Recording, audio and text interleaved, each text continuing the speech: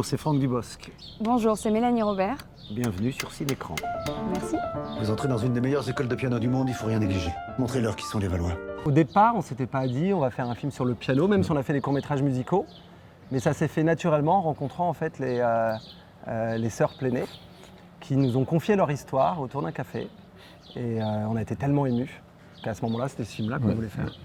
Et peu importe si c'était de la musique, pas de la musique, c'était leur histoire qu'on voulait raconter parce que l'histoire est très très émotionnelle. Leur parcours vraiment nous avait touchés. Donc c'est ça en fait qui nous a donné envie, la certitude que c'était ce premier film qu'on voulait faire. Miss Valois? It's Valois with 2 L, sir. Which one, sir?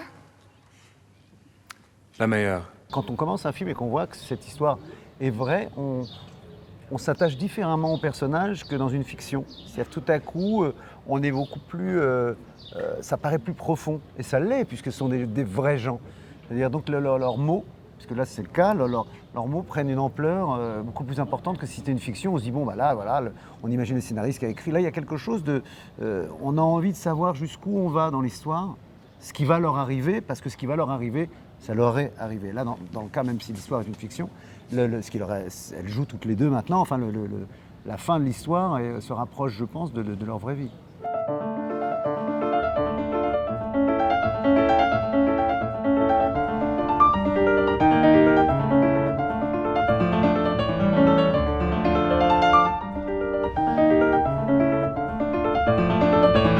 Stop!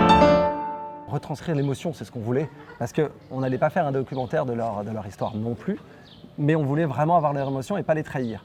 Et on s'est dit très vite qu'il fallait aussi se laisser porter par notre énergie et ce qu'on aimait d'elle, notre regard en fait, parce qu'un film c'est aussi un regard. Donc on a avancé en fait. On a avancé au fur et à mesure à l'écriture, en écoutant tout ce qu'elle nous disait, elle nous a envoyé des centaines de pages, je crois qu'on est arrivé à 1000 pages d'écriture. Elle nous racontait à livre ouvert toute leur vie. Et nous, on devait piocher dedans, c'était ça l'idée. Et après, évidemment, à un moment donné, romancer. Je trouve que c'est important quand on reprend une histoire comme ça qui appartient à des femmes qui existent. Alors après, le film a été quand même un peu remanié, c'est pas leur vie exacte, mais oui, c'est un enjeu quand même de se dire après, quand elles vont le voir, est-ce qu'elles vont apprécier le travail qu'on a fait. On a été soulagés parce que quand elles ont vu le film, elles nous ont dit, mais en fait, ouais, c'est notre vie ça qu'on voit. Back home, your family, they think you're prodigious. Here, you're nothing. Merci. Avec Camille, on les a rencontrées, on a fait un déjeuner avec elles. Et c'était hyper émouvant. C'était compliqué par rapport au scénario parce qu'elles n'avaient pas le droit de le lire vraiment au début. Donc il y avait des choses qu'on ne savait pas si on avait le droit de dire ou pas. Ça nous a fait très plaisir de les rencontrer et aussi de pouvoir un peu s'approprier comment elles sont. Et pour le coup, elles sont identiques. Voilà. Il y en avait une en rose, une en bleu, exactement pareil. Ce qui était joli, c'est qu'elles ont trouvé notre complicité avec Camille. Je pense qu'elles s'attendaient à voir un peu deux actrices pas forcément amies dans la vie comme on l'est. Donc du coup, il y avait cette proximité qui a aidé et le déjeuner était très chouette. Évidemment, quand on fait un film, quand on est metteur en scène, on met un peu de nous sans s'en rendre compte, un peu de notre vie, parce qu'on on l'a vécu à travers leurs mots, puis on le retranscrit à travers le film, les images, à travers le son. Mais on pense qu'on les a pas trahis, mais c'est ce qu'elles nous ont dit en tout cas. Vous travaillez avec votre sœur? Oui. Rien ne me sert d'avoir une pâle copie quand on peut avoir l'original. Moi, c'est la première fois que je tourne avec un duo. C'est pas toujours facile parce que c'est vrai qu'ils ont quand même deux personnalités différentes et ils avaient besoin de donner des indications qui sont parfois pas les mêmes. Mais il y avait une bienveillance sur ce plateau qui, moi, ça a été 2 mois de tournage magnifiques. C'était horrible. Horrible. Non, c'était sympa. Mais Frédéric est charmant, hein. Et je suis... Non, c'était super. En fait, en vrai, pour nous, c'est un parcours de vie. Ça faisait longtemps qu'on voulait faire un film ensemble. Moi, quand j'étais petit, je partais sur les tournages de mon père qui tournait à l'époque de la publicité. Et j'étais fasciné par le voir cadrer, par le voir diriger les acteurs. Après, je suis devenu son monteur en pub. Donc, on a commencé à initier ça. Puis, il y a eu les courts-métrages. On est passé tous les deux à la réalisation. Je suis monté un petit peu d'un cran, on va dire. Et puis après, non, c'est une histoire aussi humaine là-dedans. On ne se rend pas compte, mais il y a des épreuves pour faire un film, c'est pas simple. Ouais. Mais du coup, non, c'était super. Il y avait, comme je disais, tout ce travail en amont, donc qui faisait qu'on se connaissait bien Et le dialogue était plus fluide, plus facile sur le plateau. I will select the soloist. Soliste, ça veut dire qu'au final, il n'y en aura qu'une qui jouera? Encore! Encore! Encore! Et l'un et l'autre connaissaient tellement leurs films. Ah ouais. C'est le secret, hein. Ils avaient un storyboard. Tellement leurs films que c'est-à-dire que les indications sont plus des. Il n'y a pas de doute, ni l'un ni l'autre quand ils ont forcément une indication différente, c'est pas dans le doute. C'est juste chacun amène une indication supplémentaire à l'autre, mais c'était très très au point, quoi. Tout était prêt. Tout. 100% du film a été storyboardé, donc ça n'arrive pas normalement. Normalement, c'est plus sur les films d'action. Mais on a dit vraiment qu'on allait découper le piano plan par plan pour vraiment réfléchir à quel moment on voulait bouger avec la caméra, quel moment. Et puis il y a la dualité des défis qui sont un peu en miroir. On va chercher l'une, on va chercher l'autre. Et leur passion aussi, comment leurs doigts courent, ils sont aériens, parce qu'en fait, elles jouent d'une manière, je ne vais pas spoiler, je rentre dedans, vous verrez, qui est complètement différente de ce qu'on voit du piano. Et c'est cette grâce qu'on voulait filmer, en fait, c'est ça. N'essayez pas de mimer une fausse joie, Jeanne. Jouez avec ce que vous êtes à l'instant T. Que ressentez-vous en ce moment? Vous savez, un détracteur de Beethoven disait que Satan en personne se cachait derrière le jeune homme qu'il était alors. Ce n'est pas la joie, le moteur de l'œuvre de Beethoven. Et c'est quoi? La colère. Peut-être comme on n'est pas musicien, on est aussi décomplexé là-dessus. Que ça soit pour le travail de la musique, pour tout ça, on l'a filmé comme un art en fait. Ouais, comme un art, c'est une chorégraphie à des moments pour les filles aussi, d'apprendre à se positionner. Et c'était presque... on avait une d'ailleurs des doublures qui était danseuse à la base et on s'est appuyé là-dessus. Parce que aussi les vraies en fait, les vraies jumelles, les sœurs Pléné, quand on les voit jouer, elles ont cette grâce. Et c'est ça qu'on voulait retrouver à la fin en fait. Pour pas se faire mal aux mains, elles devaient attaquer les notes comme des plumes. Et pourtant ça va vite, ça joue, ça envoie, il y a du son. Et on était bluffés, c'était très très dur. À refaire ça, même pour des pianistes qu'on avait qui sont des pianistes mais excellentes, elles ont dû se confronter en fait à ce que faisaient. Alors nous c'est du cinéma, on pouvait reprendre et tout, mais c'était un challenge, vraiment un challenge. Ouais. Vous me trouvez dur? Croyez-moi, ce n'est rien en comparaison de ce qui vous attend dehors.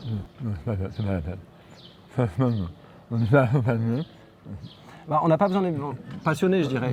Passionné, enfin après, c'était notre vision des choses. On adore la musique, on ne s'imaginait pas avoir des musiques canons, on ne s'imaginait pas tout ça. Et c'est pour ça qu'on est allé voir Dan Levy et qu'on s'est impliqué avec lui dans la musique. Il nous a tout changé, tout refait. Enfin, il est rentré dans l'univers.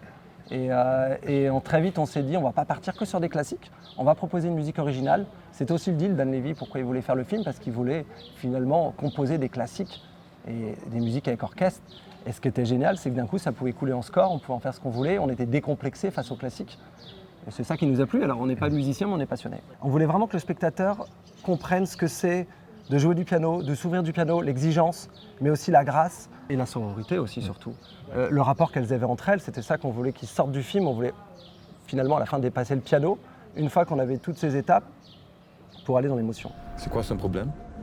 Elle le fait exprès? Claire souffre d'une déminéralisation osseuse. Vous lui donnez combien de chances de faire carrière? Aucune. On a commencé par chercher 2 pianistes, des vraies jumelles, pianistes, bon, on a très vite renoncé.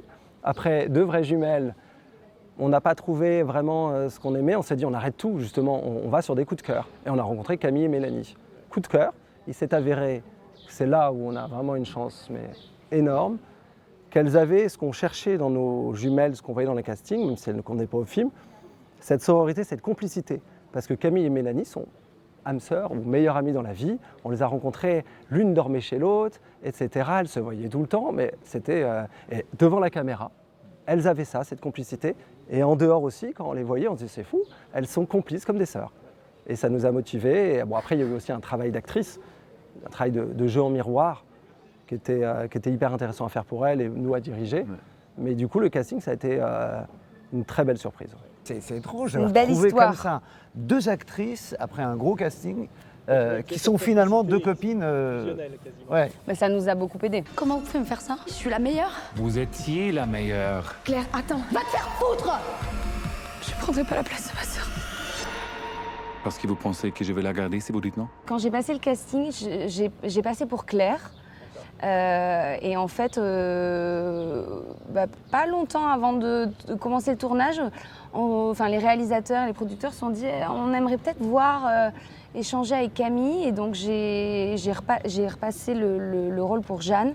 Et en fait, ouais, il y avait quelque chose de plutôt assez fluide. Oula, on est censé manger tout ça? Oui, tout ça, oui, oui. Et j'aimerais bien qu'on arrête de discuter tout ce que je dis, là. Non, c'est la meilleure, celle-là. T'es stressé, papa? Pourquoi je serais stressé? Et dis donc, tu penseras à demander un devis au couvreur? Ça urge, là, hein? Le train part dans 30 minutes, faut qu'on décolle. Non, non, non, finissez. Aujourd'hui, c'est moi qui vous conduis. Jeanne, elle est très timide, elle est très réservée, elle est dans l'ombre de sa sœur en permanence. Donc j'ai essayé de lui trouver une démarche, une manière de parler, quelque chose. Donc oui, c'est pour ça aussi que c'est intéressant parce qu'on fait ce travail pour toutes ces belles choses aussi, de se transformer. Et donc c'est ce qui m'a aussi touchée beaucoup dans Jeanne, c'est qu'elle est mon opposée. Votre rage, Jeanne, transformez-la en beauté.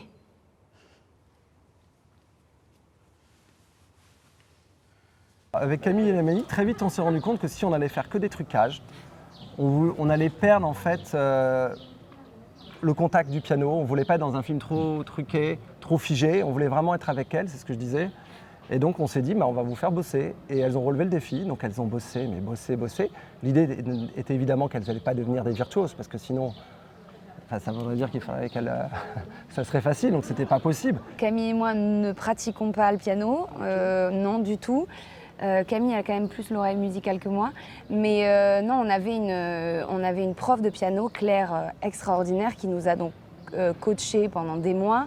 Et on a fait ce qu'on appelle un peu du air piano. Donc on apprenait les morceaux, parce qu'on ne pouvait pas apprendre du Beethoven en 6 mois, c'était juste impossible.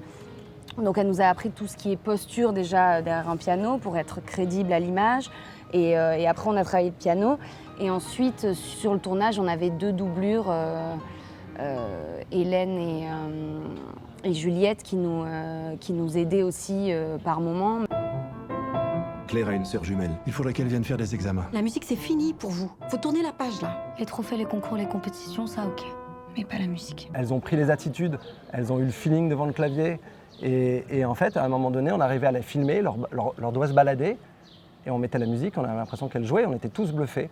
Donc elles nous ont sauvé 90% des trucages. Elles nous ont donné du coup une liberté au découpage, à la réalisation qu'on rêvait. Elles ont été coachées, elles ont joué le jeu à fond. Après, évidemment, on avait un peu de technique, des astuces de tournage avec les doublures, des trucages. Mais l'idée, c'était de dépasser ça, de ne pas avoir un film technique, un film émotionnel. Mais je suis contente parce qu'on nous a dit qu'on avait gardé plein de moments de nous, de vraiment nous. Donc c'est chouette, ça paye. Moi, quand j'ai vu le film, parce que j'ai très peu assisté en fait au tournage de quand elle joue, vraiment, j'ai quand même posé la question si c'était elle qui jouait ou pas, parce que je trouve ça vraiment très très bien fait. Je ne sais pas qui, quand, quoi.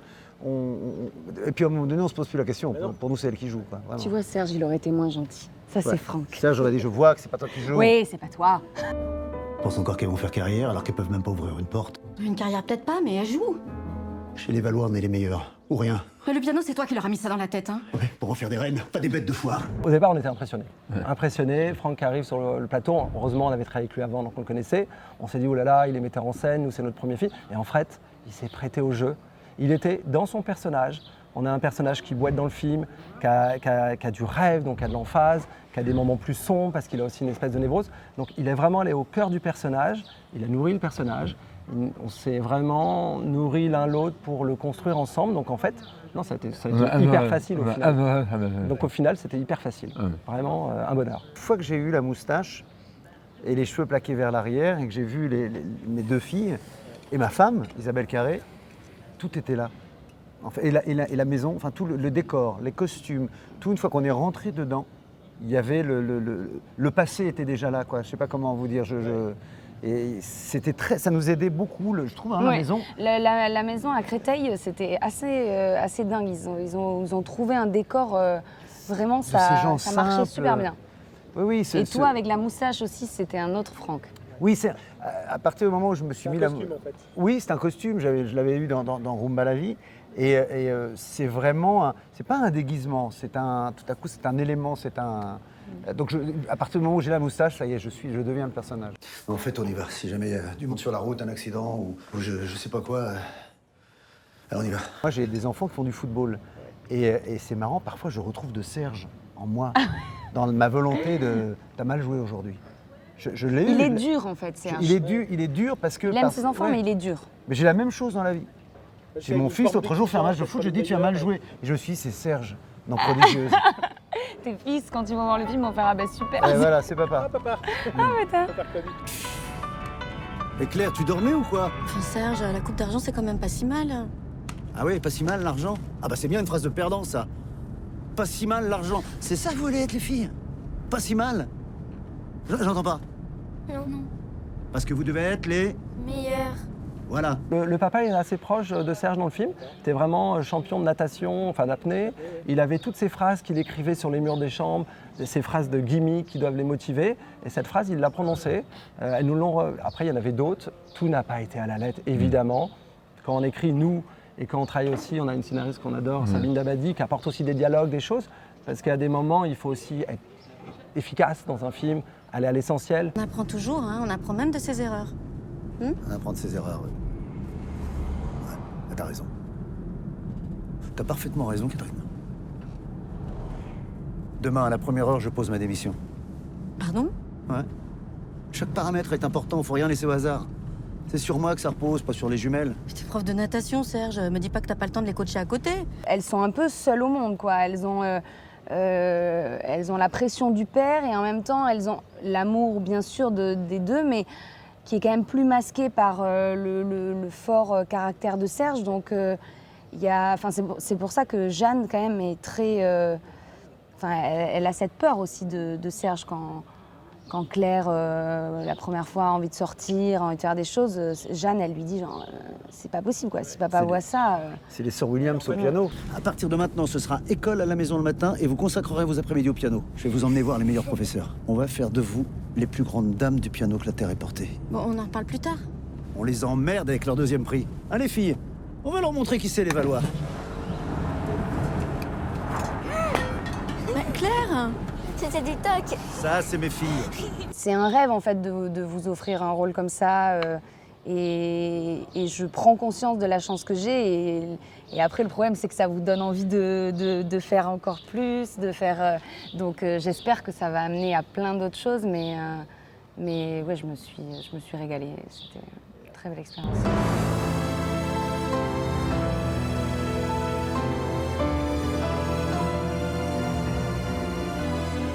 On n'abandonnera pas avant d'avoir tout essayé.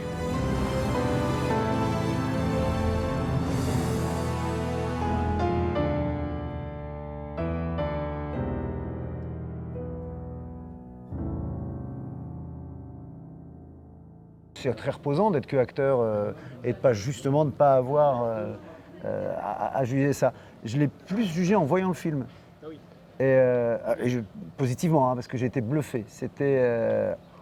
J'ai trouvé que c'était techniquement et surtout en mise en scène, c'était vraiment très très beau et bon. Mais au moment où on tourne, non, je n'ai pas de jugement là-dessus. Je laisse aller. Je crois pas, je sais pas. Non, pas du tout. Non.